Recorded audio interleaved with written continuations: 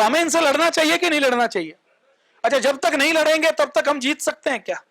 अभी पिछले 30 सालों में आप देखिए, 20 से 30 सालों में भारतीय संस्कृति का हर कदम पर मजाक बनाया गया कि नहीं बनाया गया? कपिल शर्मा के शो में चोटी का मजाक बनाया गया कि नहीं बनाया गया? वो जो मुस्लिम एक्टर है वो चोटी का मजाक उड़ाता है कि चोटी मतलब एंटीना। क्या किसी और जिसको अल्पसंख्यक बोला जाता है भारत में, ईसाई की बात करो या मुसलमान की बात करो, क्या उनके ऊपर कोई नेशनल टीवी के ऊपर मजाक बना सकता है? आप कल्पना कर सकते हैं? कर सकते हैं क्या? लेकिन हमारे ऊपर बन रहे हैं और हम उसको एंजॉय करते हैं। हमें मानसिक गुलामी कितनी गहरी है कि हम उसके ऊपर ताली बजा देते हैं। हमारे ऊपर कोई चुटकुला भगवान राम पर, भगवान शंकर पर बन के आ जाए और हम उसके ऊपर हंस दें, ये तो मानसिक गुलामी हुई ना। इससे बड़ी दरिद्रता तो और कोई नहीं हो सकती। लेकिन हमारा ब्रेन वॉश ऐसा कर दिया गया, उदार बनाने के चक्कर में, सम भाव के चक्कर में, सर्वधर्म सद्भाव के चक्कर में, कि हमारा ऐसा मानसिक बंधन कर दिया गया कि हम चीजों को समझ नहीं पाते, अपनी रिएक्शन नहीं दे पाते। सोशल मीडिया में कभी एडवर्टाइजमेंट आती है विदेशी कंपनी की कि कुंभ के अंदर मां बापों को छोड़ने की जगह है, मां बाप बूढ़े हो गए तो कुंभ के अंदर छोड़ो। आता है कि नहीं आता? होली आएगी तो पानी को बचाने वाला संदेश मिलेगा। मुस्लिम लड़का कभी होली नहीं खेलता, लेकिन हिंदू लड़की को साइकिल के बिठाकर मस्जिद के अंदर लेकर जाएगा। ब्रेन वॉश कितना गहरा कर दिया कि ऑटो वाला एक विधर्मी व्यक्ति, उसके साथ हिंदू धर्म की पढ़ी लिखी, बीए एमए पास और कई बार तो एमबीबीएस की हुई, एमबीए की हुई लड़कियां उनके चक्कर में फंस जाती हैं, उनके साथ भाग जाती हैं, अपने घर परिवार को अलग कर देते हैं। क्यों? क्योंकि हमारी धार्मिक और सनातन की शिक्षा दीक्षा नहीं है। तो षड्यंत्र कितना गहरा है कि फिल्मों के माध्यम से 1950-60 के समय फिल्मों में जब कोई मुस्लिम अभिनेता आता था तो मुस्लिम नाम के साथ उसको एंट्री नहीं मिलती थी, कि मुस्लिम नाम रख लिया तो फिल्मों में सफल नहीं हो सकते। और आज क्या हो गया कि फिल्मों के मतलब फिल्म इंडस्ट्री के ऊपर गुलशन कुमार की हत्या करके कब्जा कर लिया गया और सारा दुबई का पैसा फिल्म इंडस्ट्री के अंदर लगता है। फिल्म इंडस्ट्री के अंदर यह तय है कि यदि कोई सनातन की बात करेगा, यदि कोई राष्ट्र की बात करेगा तो उसको सफल नहीं होने दिया जाएगा। प्रोड्यूसर, डायरेक्टर उसको कास्ट करने की हिम्मत नहीं करेगा, फाइनेंसर उसको फाइनेंस नहीं करेगा, सिनेमा हॉल वाले उसको स्क्रीन नहीं देंगे, और अगर किसी ने ऐसी फिल्म बनाने की हिम्मत की तो उसको स्टूडियो नहीं मिलेगा, उसको म्यूजिक डायरेक्टर नहीं मिलेगा, उसका गाना नहीं गाया जाएगा, उसका बहिष्कार कर दिया जाता है। और वहीं खास विचारधारा के लोग जाएं तो उनके अंदर योग्यता नहीं हो तो भी उनको जबरदस्ती सफल बनाने की कोशिश की जाती है। यह हो रहा है कि नहीं हो रहा? शोले फिल्म आप सबने देखी होगी। शोले फिल्म के अंदर दिखाया गया ना, मैं नैरेटिव समझाना चाह रहा हूं ताकि आप लड़ सकें। शोले फिल्म के अंदर शिव मंदिर को क्या दिखाया गया? शंकर भगवान के मंदिर में वीरू बसंती को छेड़ने के लिए जाता है कि नहीं जाता? लेकिन हमारी सोच नहीं थी कि ये क्यों डाला जा रहा है, इसके अंदर मस्जिद क्यों नहीं दिखाई गई? तो नैरेटिव क्या सेट कर दिया गया कि मंदिर लड़की छेड़ने की जगह है। उसी शोले फिल्म में आप ध्यान से देखेंगे तो एक किरदार को दिखाया गया, मुस्लिम किरदार को, जिसका कोई लेना देना नहीं कहानी से, रहीम चाचा को, कि वो रहीम चाचा 5 वक्त की नमाज पढ़ता है और डाकू उसके बच्चे को मार देते हैं। तो गांव में वैसे बिजली नहीं है, लेकिन जैसे ही नमाज का वक्त होता है वो अपने बेटे की लाश छोड़कर नमाज पढ़ने के लिए चला जाता है। संदेश क्या दिया? आप गहराई समझिए कि नैरेटिव से हमारे नई पीढ़ी को, हमारी विचारधारा को पूरी तरह से फिल्मों के माध्यम से ब्रेन वॉश कर दिया गया। अब कपिल शर्मा के शो में एक बुआ को दिखाया जाता है जिसकी शादी नहीं हुई, और एक व्यक्ति को दादी के रोल में दिखाया जाता है जो केवल अश्लील हरकत करता है। कोई एक्टर आ गया तो उसकी चुम्मी लेने की कोशिश करता है। इसका मतलब क्या है कि हमारी दादी कोई मजाक की चीज है? हमारी बुआ कि कोई भी आ गया तो उससे शादी करने के लिए लालायित रहती है क्या? तो देखिए, आप जो पटकथा लिखी जाती है, जो लेखक है, जो डायरेक्टर है, वो जानबूझकर ऐसे सीन डालते हैं। आप अमिताभ बच्चन की फिल्में देख लीजिए, कालिया से लेकर कुली से लेकर सबके अंदर बिल्ला बांध लिया तो उसकी जान बच जाती है। नैरेटिव क्या सेट किया गया पिछले 20 अच्छा, हमने अभी 5-7 10 सालों से ये जागरूकता आई है, उससे पहले हमने भी कभी नहीं सोचा, हमारा कभी ध्यान ही नहीं गया इन चीजों के ऊपर। तो एक सुनियोजित तरीके से 1970-80 के दशक से लेकर आज तक हमारे सनातन के जितने प्रतीक हैं, हिंदुत्व के जितने प्रतीक हैं, हमारे देश से संबंधित जितने प्रतीक हैं, उनके साथ खिलवाड़ किया जा रहा है। षड्यंत्र बहुत गहरा है। इन चीजों को बोलने के लिए, कहने के लिए जो मीडिया में स्थापित लोग, अच्छा विदेशी पुरस्कार देकर लोगों को स्थापित किया जाता है कि किसी व्यक्ति की बात सुने। एक वो कॉमेडियन है, क्या नाम है उसका, जो अभी बिग बॉस में भी गया था। मैं एक ऐसा व्यक्ति हूं, हमने कभी बिग बॉस नहीं देखा, और मैंने 1995 में क्रिकेट का एक मैच देखा था, उसके बाद क्रिकेट का मैच आज तक कभी नहीं देखा। 1995-96 में कोई वर्ल्ड कप हुआ होगा, कौन से में हुआ तब नहीं पता, किसी ने जबरदस्ती हमें वहां पर बिठा दिया। उस समय कॉलेज के हॉस्टल में रहे थे, तो अब और कहीं कुछ हो ही नहीं रहा था, सब वहीं बैठे थे, तो हमें भी जबरदस्ती बैठना पड़ा, लेकिन शौक तब भी नहीं था। तो वो जो मुनव्वर फारूकी एक नंबर का बेपढ़ा लिखा व्यक्ति है, एक कॉमेडियन है ना मुनव्वर फारूकी, बेपढ़ा लिखा व्यक्ति, अपनी पत्नी को छोड़ चुका, हिंदू धर्म के ऊपर टिप्पणी करता है, जेल जा चुका, अब उसको हीरो बनाना है अभिव्यक्ति की आजादी के नाम पर, उसको बिग बॉस में बुला लिया गया, उसको 2-4 लोग प्लेटफॉर्म दे देंगे, और आज उसकी वैल्यू ऐसी बना दी कि वो कॉमेडी का एक शो करे जिसमें उसके अंदर कोई योग्यता नहीं, उसको आराम से 50 लाख 1 करोड़ रुपए एक कार्यक्रम के मिल जाए। लेकिन अगर कोई देश की बात करे, कोई अच्छा बौद्धिक व्यक्ति है, तो उसको कोई प्लेटफॉर्म नहीं मिलेगा। क्यों? क्योंकि राष्ट्रवादियों का कोई भी, सनातन से प्रेम करने वालों का कोई भी ऐसा प्लेटफॉर्म नहीं है, कोई भी ऐसा उनको सुनने वाला नहीं है, उनके लिए लड़ने वाला नहीं है। तो एक गहरा षड्यंत्र चल रहा है कि विदेशी पुरस्कार देकर लोगों को स्थापित कर दो। जैसे आपने देखा होगा कि 2010-11 में जब भारत स्वाभिमान का आंदोलन चला, तो भारत स्वाभिमान के आंदोलन में गांव-गांव तक जाने का काम परम पूज्य स्वामी जी महाराज ने किया, और उस समय मीडिया और विदेशी तंत्र द्वारा स्थापित कुछ लोग, अन्ना आंदोलन के नाम से आंदोलन शुरू हुआ। मेरी टिप्पणी अन्ना जी के ऊपर नहीं है, अन्ना जी तो सीधे व्यक्ति हैं बेचारे, इतने सीधे हैं कि कठपुतली हैं, उनकी तार किसी और के हाथ में होती है, उनको जैसा नचाओ वो नाच लेते हैं। तो उनकी तार कहीं और थी, और उस झूठे आंदोलन को हमारे बगल में खड़ा किया गया ताकि आंदोलन को हाईजैक करके देश को आगे बंधक बनाया जा सके। तो ऐसे षड्यंत्र होते हैं, और ये षड्यंत्र समझने में भी बहुत समय लगता है। और षड्यंत्र क्या करते हैं आप देखिए, पूज्य स्वामी जी महाराज के बारे में यदि कोई गूगल करेगा या कोई मीडिया में देखेगा, तो मीडिया में देखने वाला व्यक्ति पूज्य स्वामी जी को यह कहेगा कि पूज्य स्वामी जी महाराज के ऊपर तो आरोप लगे हैं, जेल गए हैं, ये किया है, वो किया है, वो नेगेटिव बातें ज्यादा बताएगा कि नहीं बताएगा? आप यहां पर आकर गए हैं, आपने सब कुछ देखा है, आप बताइए कि वो जो मीडिया में दिखाई देता है वो सच है, या उसके अलावा सच कोई और है? सच तो दूसरा है ना। आपने यहां हमें सुना, सारी विचारधारा आपको स्पष्ट हो गई, कुछ बताने की, कुछ कहने की आवश्यकता नहीं है। तो मीडिया में क्या दिखाते हैं कि पतंजलि चिकन मसाला बेचती है, पतंजलि बियर बेचती है।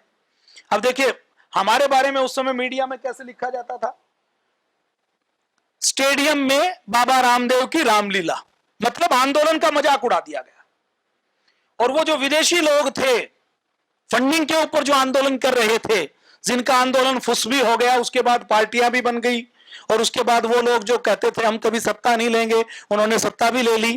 तो आप देखते होंगे कि उनके जब 5 लोग मोमबत्ती लेकर निकलते थे, तो लिख दिया जाता था कि पूरा शहर उतरा सड़कों पर। लिखते थे कि नहीं लिखते थे? आप भी भ्रमित हो गए होंगे, आप में से कुछ लोग भी, आप लोगों को भी लगा कि देश तो यही बदलेंगे।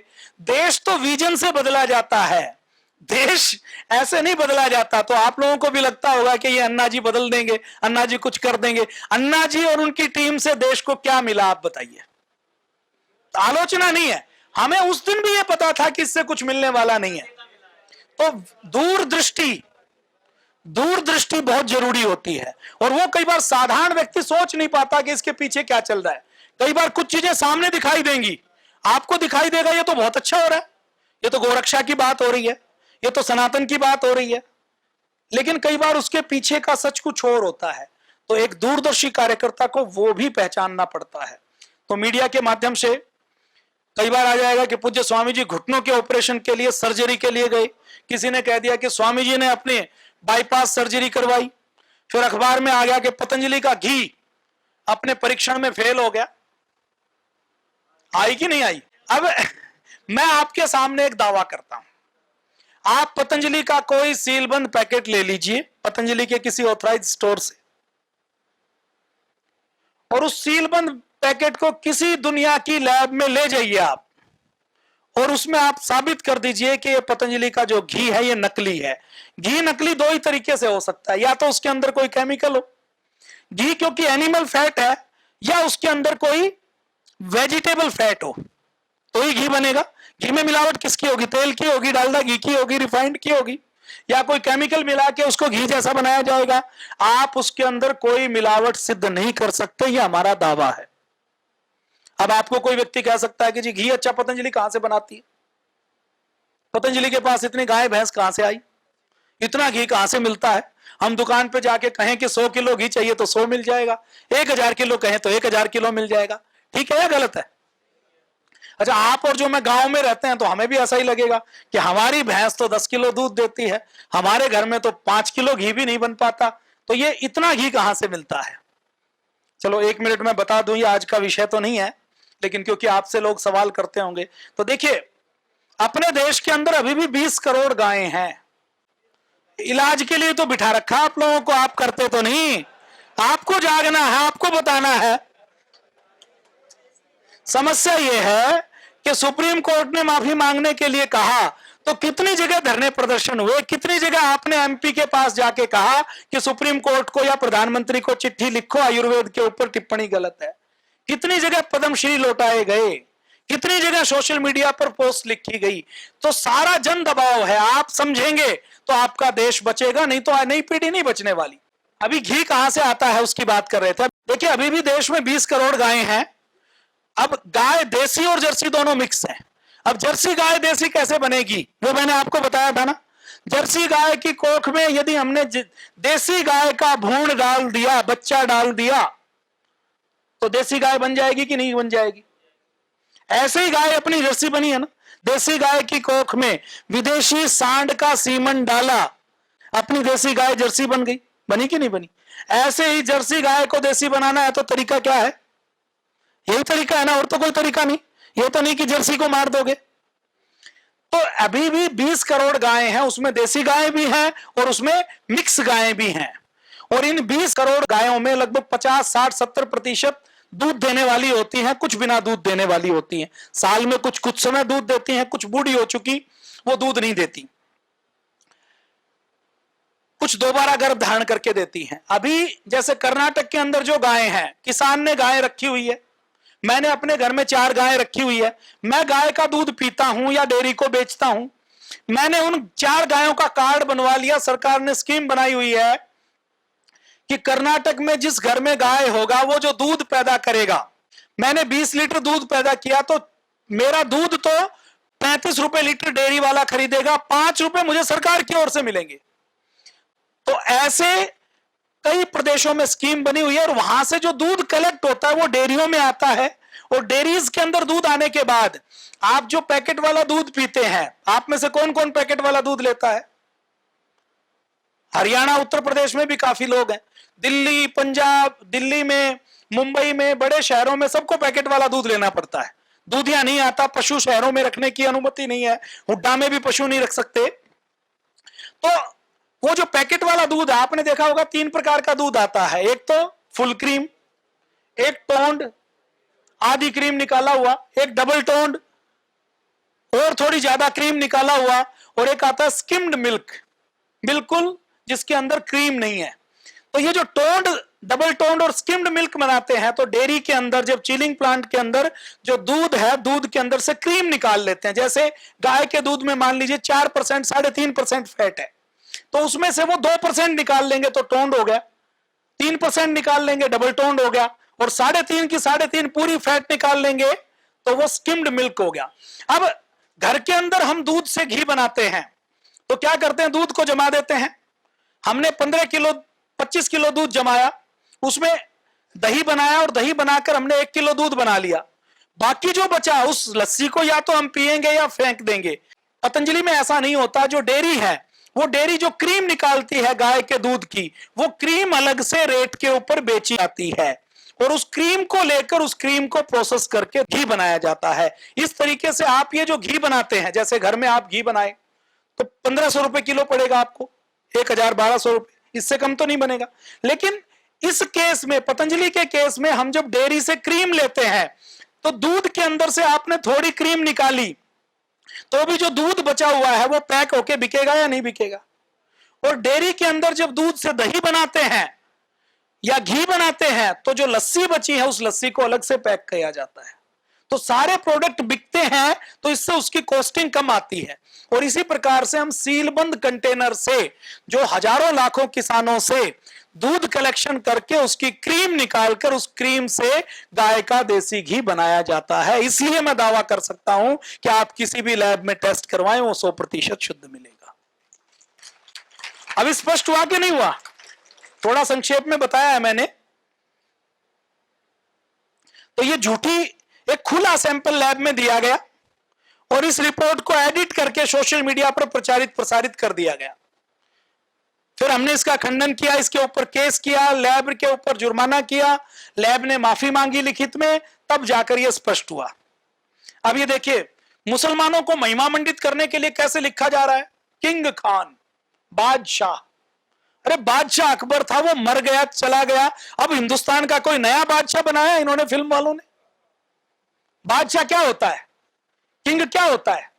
किंग अच्छे लोगों के नाम के आगे लगना चाहिए या नाचने गाने वालों के नाम के आगे लगना चाहिए? तो शाहरुख खान के बारे में वो बयान देते रहते हैं कि देश के अंदर माहौल खराब है, असहिष्णुता है, देश के अंदर डर का माहौल है। आमिर खान की पत्नी कहेगी, शाहरुख खान कहेगा, सलमान खान थोड़ा कम बोलता है खुल के। जर्मनी में घुटनों का ऑपरेशन करवाया, आचार्य जी को हॉस्पिटल में हार्ट अटैक आया। कभी षड्यंत्र चलेगा कि पतंजलि के नाम से भर्ती हो रही है, आप ये अप्लाई कर दीजिए, डिस्ट्रीब्यूशन के नाम से, पतंजलि वेलनेस के नाम से, कभी नौकरी के नाम से, डिस्ट्रीब्यूटरशिप दिलाने के नाम से। ये जो सारी खबरें हैं, ये जो इंडिया अहेड है, अब ये कई बार ब्लैकमेल करने की कोशिश करते हैं कि हमें इतने पैसे दो नहीं तो हम खबर छापेंगे। हम कहते हैं छाप लो। तो ये सारी, इसके ऊपर फिर बाद में मुकदमा किया, जिसने कहा ना कि गाय के घी का सैंपल फेल हुआ, मिलावट की पुष्टि, इनके ऊपर फिर हमने मुकदमा जारी किया। तो ऐसी खबरें आपको मीडिया में बहुत बार दिखाई देंगी। लेकिन इन खबरों में हम दावा करते हैं कि आप कहीं भी घी को टेस्ट करवाइए, तेल को टेस्ट करवाइए, उसके अंदर कोई भी कमी, ये देखिए, फिर जो खुद फ्रॉड हैं, जो ब्लैकमेल करने का काम करते हैं, ऐसे लोग पतंजलि के खिलाफ षड्यंत्र करने की कोशिश करते हैं।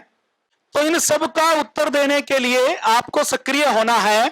और सक्रिय होने के लिए सबसे पहले देखो, आप न्यूज चैनल नहीं चला सकते, आप रेडियो चैनल नहीं चला सकते, आपके पास पद्मश्री भी नहीं है कि उसको वापस करके मीडिया में हेडलाइन बना दो, आप नहीं है ना।